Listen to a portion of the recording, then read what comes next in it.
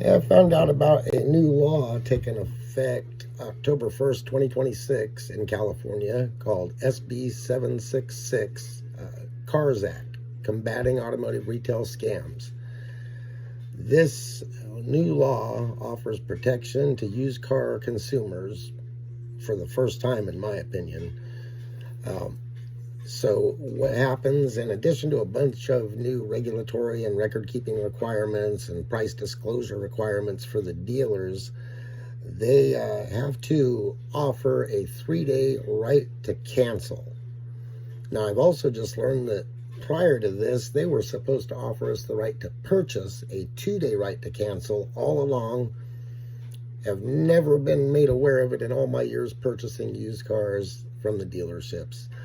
Anyways, this is now no longer an option. They must have signs posting the right, and any vehicle, used vehicle purchased or leased under $50,000 is subject to a 3-day right to return. Limitations on mileage: you can't put more than 400 miles on the vehicle, and there is a restocking fee the dealers can charge based on the value. I think it's a $200 to $600 cap. So you could be out a few $100s if you purchase a vehicle, find out something's wrong with it, or don't like the financing in the morning and decide to take it back. I would use this right responsibly. And dealers out there, if a car comes back with some mechanical deficiency that you weren't aware of, you should be happy you're not producing an unhappy customer. You should use this to build some trust. Anyways, I've been reaching out trying to get the compliance signage formatted, hoping to make a little bit of money and get out there and inform the dealers of what's coming. I've been talking to the small dealers. They're either in denial about it altogether or don't think it's going to be that big of a deal. They're going to have problems. I just went through days of AI searching about the verbiage, the font size, and the overall dimensions of the sign. I had Gemini telling me explicitly the sign needed to be 36 inches by 36 inches, which was crazy for just a 36-point font. I finally got on my Canva account, crafted a wonderful 3-foot by 3-foot sign, going way, way, way, way up in the font to fill the sign, make it look good.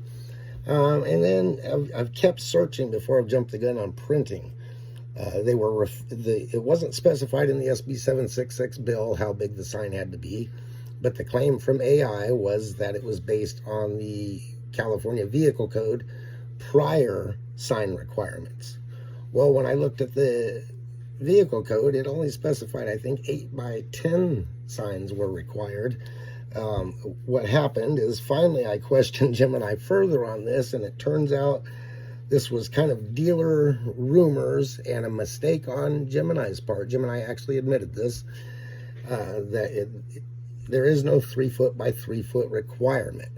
The 8 by 10 sign, if you go that small, may get challenged as not being conspicuous. So there's some undetermined specifications involved to make it difficult for dealers to comply, it feels like. I think the small dealers are in big trouble. I think the medium and larger dealers are sort of letting this work out to push them out of business, perhaps. I don't know. I would love to hear back from anybody in the industry, all of you that have had terrible car purchase experiences in the past or great car purchase experiences. I'd like to find out the details behind both. I want to help these small dealers survive and thrive because low-income consumers need them.